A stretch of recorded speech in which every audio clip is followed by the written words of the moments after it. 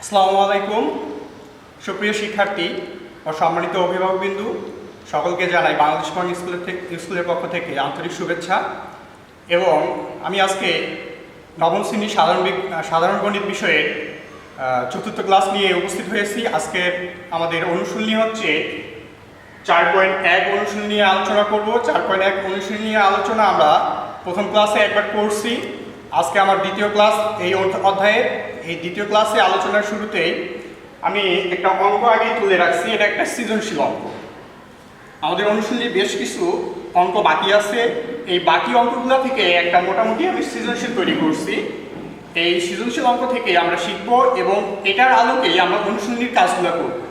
তাহলে আমরা যদি এটা ভালোভাবে না শিখি তাহলে আমরা অনুশীলনীর কাজগুলো করতে পারবো না। সুতরাং ক্লাসে আমরা মনোযোগ সহকারে এই অঙ্কটা আগে শিখবো, তারপরে অনুশীলনী থেকে কিছু আমি হোমওয়ার্ক দিব এটার উপরে। আচ্ছা, তাহলে আমি এই অঙ্কটা দেখি। অঙ্কটায় এর একটা রাশি তুলে দেওয়া আছে, আবার বির একটা রাশি তুলে দেওয়া আছে। এরপরে আমাদের ক নম্বরে বলছে যদি a to the power x equal b, b to the power y equal c এবং c to the power z equal a হয়, তবে দেখাও যে x y z এই তিনটার গুণফল হচ্ছে 1। তাহলে এই অঙ্কটা আমরা করব। আসলে এটা সৃজনশীলের মধ্যে আমি ক নম্বরে দিলেও এটা আমাদের অনুশীলনীর 16 নম্বর একটা অঙ্ক। তাহলে আমরা অনুশীলনীর 16 নম্বর অঙ্কটা হয়ে যাচ্ছে, সঙ্গে একটা সৃজনশীল হয়ে যাচ্ছে। তাহলে এটা আমরা শুরু করি। কোন অঙ্কে যদি কথাটা উল্লেখ থাকে, মনে রাখতে হবে কোন অঙ্কে যদি কথাটা উল্লেখ থাকে তার পিছনের অংশটা হলে পর্যন্ত প্রত্যেকটা অংশ ঠিকভাবে যেভাবে আছে সেভাবেই অঙ্কে তুলে নিতে হয়, দেওয়া আছে বলে। তাহলে ক নম্বরে আমরা কি দেওয়া আছে তুলব? দেওয়া আছে a to the power x equal b, b to the power y equal c এবং c to the power z equal a। এখন এই অংশটা থেকে আমরা মানটা বের করার চেষ্টা করব। এখানে আমাদের c এর মান বসাবো আগে। তাহলে c এর মান কত দেওয়া আছে তার উপরের লাইনে লক্ষ্য করি। উপরের লাইনে দেওয়া আছে c equal b to the power y। তার মানে আমরা c এর জায়গাটাতে কি, c এর জায়গাটা দখল করবে কোন সংখ্যাটা? b to the power y। তাহলে আমরা যদি c এর জায়গা দখল করে b to the power y, তাহলে c এর উপরে একটা z আছে। তাহলে আমরা এই জেডটা বসাতে পারি এবার। তাহলে জেড, আর এই পাশে এ আছে সেটাই থাকবে। এরপরে আবারও আরেকটা লাইন লক্ষ্য করি যেখানে বি আছে। আচ্ছা, বি এর উপরে দুইটা পাওয়ার আছে, একটা হচ্ছে ওয়াই আর একটা হচ্ছে জেড। এই দুটো কি অবস্থায় আছে? এখানে ব্র্যাকেট আছে, তার মানে অবশ্যই গুণ অবস্থায় আছে এগুলা। তাহলে আমরা এটা গুণ করে নিই। গুণ করলে আমরা জানি পাশাপাশি বসে। হ্যাঁ, এবার আসি আমরা বি এর মান। বি এর মানটা আমরা বসাতে পারি কত? তাহলে দেখি b ইকুয়াল লেখা আছে এখানে a to the power x। তার মানে b এর জায়গাটা কে দখল করবে? a to the power x। তাহলে আমরা b এর জায়গা দখল করবে a to the power x, এর উপরে আছে y z। এখন আমরা তাহলে ব্র্যাকেট আছে আবার আগের মতোই, তাহলে আগের মতোই কাজ করব। তাহলে x আর y z কি হবে? এখানে গুণ হবে। তাহলে x আর y z যদি গুণ হয় তাহলে আমরা পাবো a x y z equal a। আচ্ছা, একটু লক্ষ্য করি যে এ পাশে এর পাওয়ার হচ্ছে x y z আর ওই পাশে এর পাওয়ার কত? এ পাশে y এর পাওয়ার হচ্ছে 1। আমরা জানি কোনো পাওয়ার না থাকলে সেখানে একটা 1 পাওয়ার হিসাবে আছে, সেটা আমরা জানি। এখন উভয় পক্ষ থেকে a আর a যদি বাদ দেওয়া যায় তাহলে থাকলো কি? থাকলো এ পাশে x y z, এ পাশে 1। তাহলে আমাদের দেখাইতে বলছে যে x y z ইকুয়াল 1, সেটা কি দেখানো হয়েছে? হ্যাঁ, অবশ্যই দেখানো শেষ হয়ে গেছে। তাহলে আমাদের 1 নং প্রশ্নের অ্যান্সার হয়ে গেছে। হ্যাঁ, এবার খ নম্বর অঙ্কে আসি। খ নম্বর অঙ্কে কি আছে? 1/a প্লাস বর্গমূল আছে একটা, বর্গমূলের উপরে 4 পাওয়ার আছে, তারপরে আছে কত? 81, অর্থাৎ 81। এটা ইকুয়াল 12 পূরণ করতে হবে। এটার মান বামপক্ষের মানটা আমরা ক্যালকুলেশন করে কত বের করব? 12 অর্থাৎ 12 বের করে এটা প্রমাণ করে দেখাবো আমরা। তাহলে এবার শুরু করা যাক অঙ্ক। বাম পক্ষে আমরা এর মান বসাবো। এখানে এর মান তো আগে আমাকে জানতে হবে, তারপরে তো এর মান বসাবো। তাহলে এর মান জানার জন্য আমাকে এটা সমাধান করতে হবে। এই অঙ্কটা আমাদের অনুশীলনীর 8 নাম্বার অঙ্ক, যে এর মান বা এই রাশিটার মান নির্ণয় করো। তার মানে এখানে যদি আমরা এর মান নির্ণয় করি, আমরা অনুশীলনীর 8 নাম্বার অঙ্কটা আমার হয়ে যায়। তাহলে আমরা এটা আবার শুরু করি। দেওয়া আছে কত?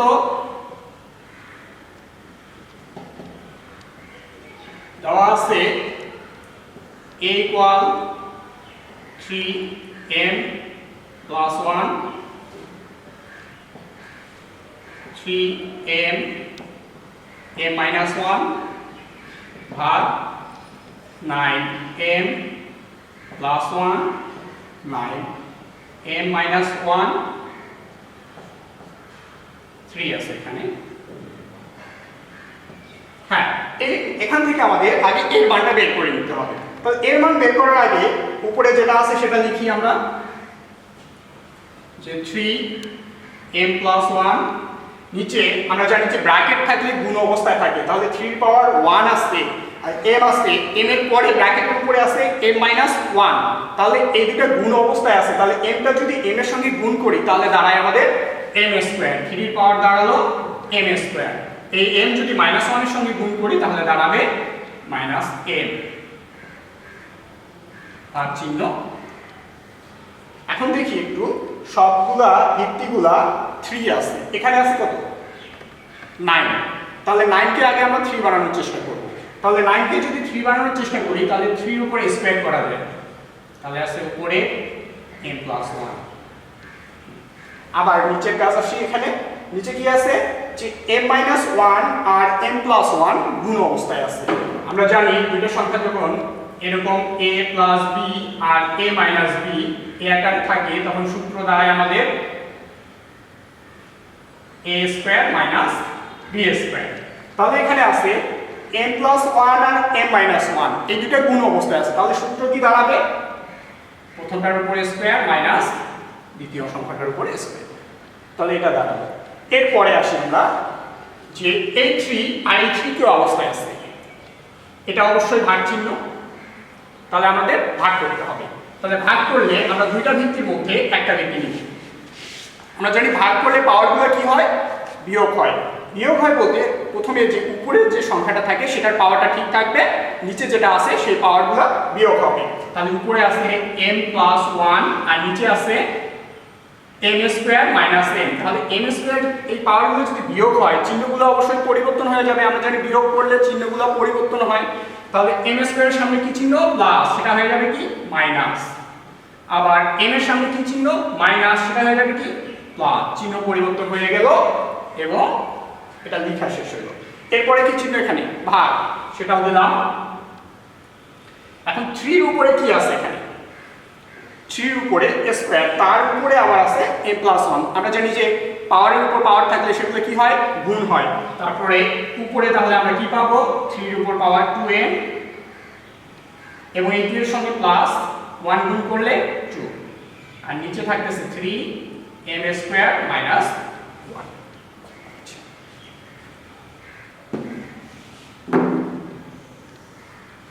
হ্যাঁ, এবার এগুলো এই পাশে তোলার চেষ্টা করি। এখানে আছে 3 এর উপরে কত পাওয়ার আছে সেগুলো আগে দেখে নেই। m কয়টা? একটা আর একটা, দুইটা m আছে, তার মানে আমরা পাওয়ার এখানে দিতে পারি 2m। তারপরে সংখ্যা হিসাবে কি আছে? এখানে +1 নিলাম। তারপরে ভাগ চিহ্ন, মাইনাস m স্কয়ার, তারপরে এখানে আছে একটা ভাগ চিহ্ন। এবার এটা 3 এটা 3 কি অবস্থায় আছে? ভাগ অবস্থায়। তাহলে ভাগ অবস্থায় থাকলে আমরা কি করি? পাওয়ারগুলো বিয়োগ করি। তাহলে পাওয়ারগুলো বিয়োগ করার আগে উপরের পাওয়ারগুলো তো ঠিক থাকবে, উপরেরটা ঠিক থাকবে। এখন নিচেরটা আমরা কি করব? বিয়োগ করব। বিয়োগ করলে চিহ্ন পরিবর্তন, m স্কয়ারের সামনে মাইনাস m স্কয়ার, এখানকার সামনে চিহ্ন চেঞ্জ, তাহলে হচ্ছে +1। এখন এই 3 আর এই 3 কি করব? আমরা ভাগ করব। ভাগ করলে পাওয়ারের চিহ্নগুলো কি হবে? চেঞ্জ হবে, কারণ বিয়োগ করতে হয়, পাওয়ারগুলো বিয়োগ করতে হয়। তার মানে এটা আর এটা এই দুটো মিলে আমাদের একটা 3 হবে। একই রকম ভিত্তি যখন ভাগ করা হয় বা গুণ করা হয়, ভাগ করলে পাওয়ার বিয়োগ হয়, গুণ করলে পাওয়ার যোগ হয়। যেহেতু ভাগ আছে, ভাগ চিহ্ন, তাহলে আমরা পাওয়ারটা বিয়োগ হবে, তাহলে প্রথম অংশের পাওয়ারটা ঠিক থাকবে এবং দ্বিতীয় অংশের পাওয়ারগুলো কি হবে, বিয়োগ হবে।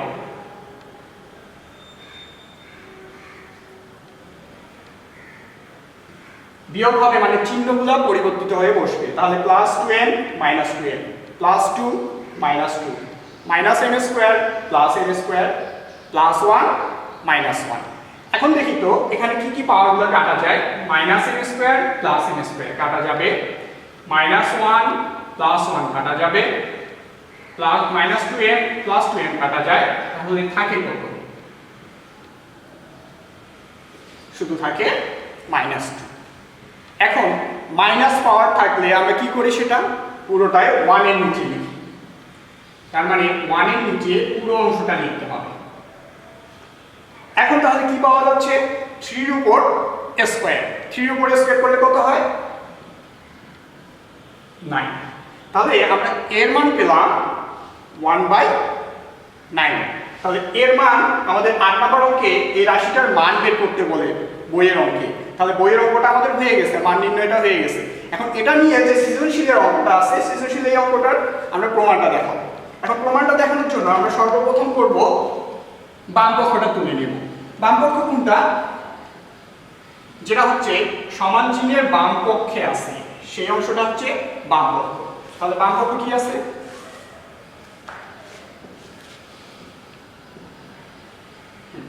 এখানে কি আছে, 1/a প্লাস বর্গমূল চিহ্ন, তার উপরে আছে 4/1, এটা আছে বাম অংশে। তাহলে এটার একটা মান বের করে দেখি, সেটার মান 12 আসে কিনা। 1/9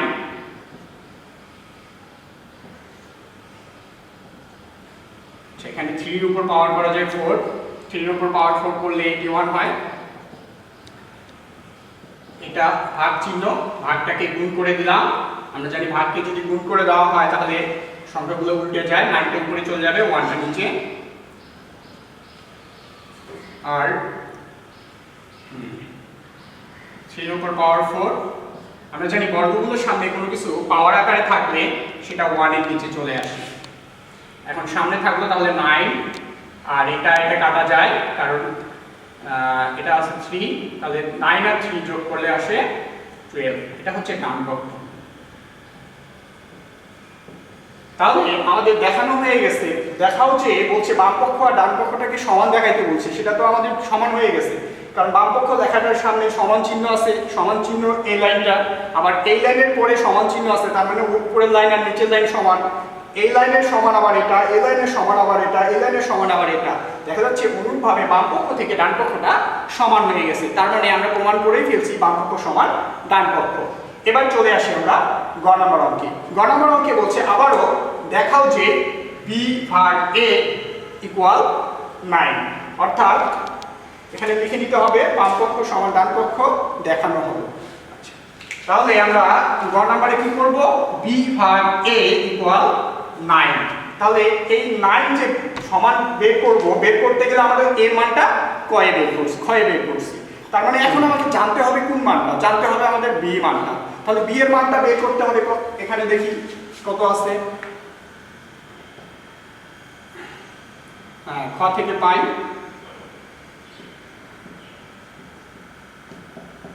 a =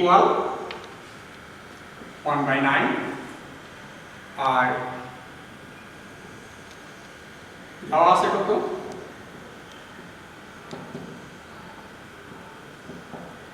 b =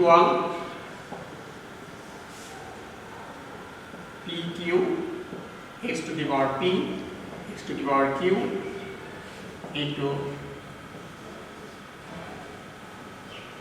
qr x⁻q x⁻r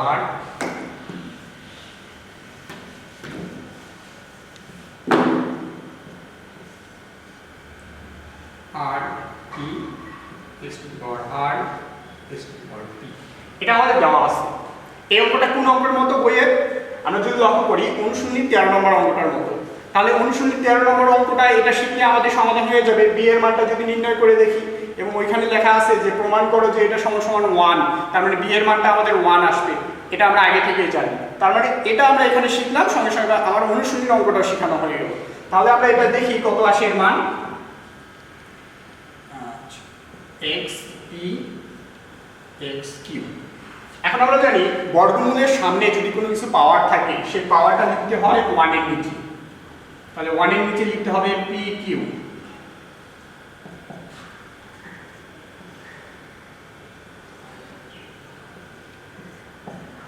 তাহলে এখানে কি হবে,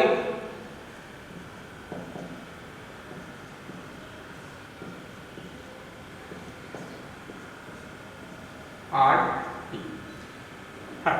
তাহলে রুলসটা আরেকবার বলতেছি যে বর্গমূলের সামনে কোনো কিছু পাওয়ার থাকলে সেটা পাওয়ারটা 1 এর নিচে এরকম আকারে লিখতে হবে।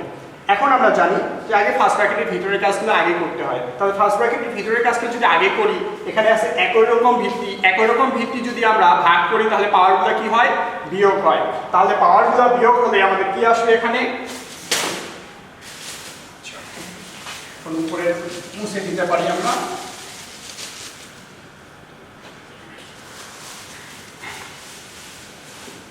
তাহলে এটা ভাগ করব, ভাগ করলে আমাদের একটা দুইটা ভিত্তি থেকে একটা ভিত্তি চলে আসবে, p ভাগ q আছে, তাহলে হচ্ছে p বিয়োগ q, ভাগ করলে পাওয়ার বিয়োগ হয়। এখানে তাহলে কি হবে, q ভাগ r হবে, এখানে q r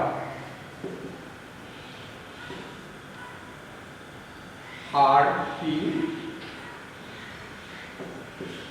1/5।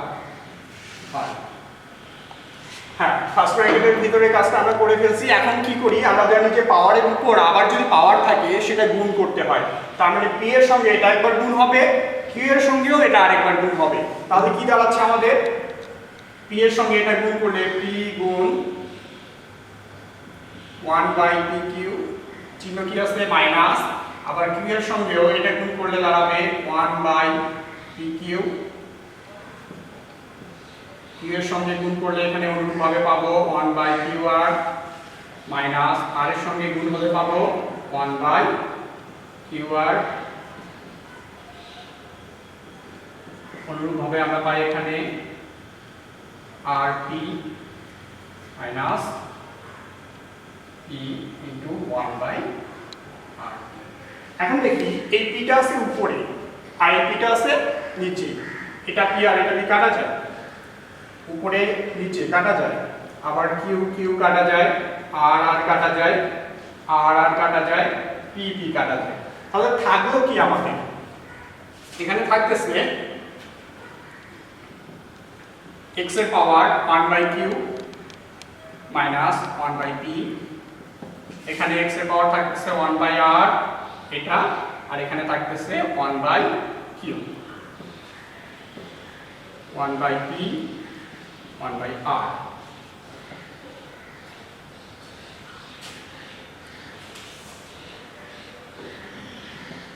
এখন তিনটা x আছে, তিনটা x কি করব আমরা, গুণ করব। তাহলে গুণ করলে আমাদের এই তিনটা থেকে কয়টা x আসবে, একটা x হয়ে যাবে। এখন গুণ করলে পাওয়ারগুলো কি হবে, যোগ হবে। তাহলে পাওয়ারগুলো যদি যোগ হয় তাহলে এই পাওয়ারটা আগে তুলি, তাহলে 1/q 1/p যোগ এটার পাওয়ার তুলি,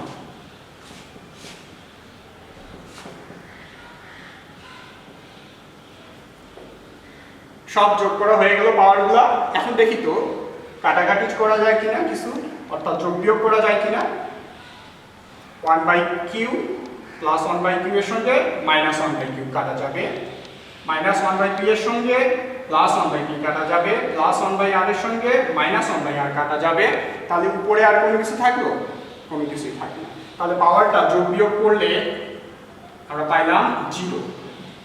কোনো কিছুর উপর পাওয়ার 0 হলে আমরা জানি তার মানটা 1 হয়।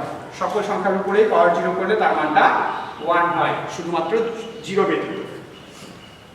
তার মানে আমরা পেয়ে গেলাম যে b এর মানটা কত, 1। তাহলে b এর মান আমরা 1 পাইছি। তাহলে বাম পক্ষ কত আছে, সেই বাম পক্ষটা একবার দেখি। বাম পক্ষ ছিল আমাদের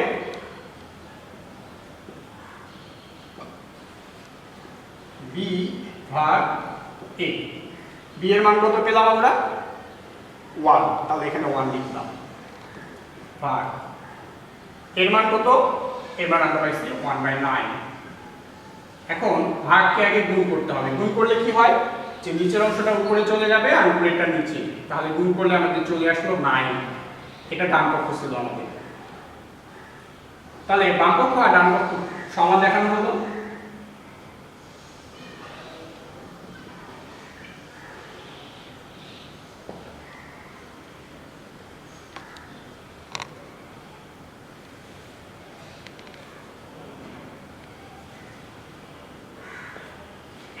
তাহলে আমরা অতএব বাম পক্ষ আর ডান পক্ষ সমান দেখিয়েছি। তাহলে আমাদের এই সৃজনশীল অঙ্কটা হয়ে গেল। প্লাস আমাদের অনুশীলনীর 8 নম্বর অঙ্ক হলো, 16 নম্বর অঙ্ক হলো এবং 13 নম্বর অঙ্ক হলো। তাহলে আমরা কিছু হোমওয়ার্ক লিখব। এই অনুশীলনীর অঙ্কগুলোর হোমওয়ার্ক দেই যে HW আমি এখানে লিখি,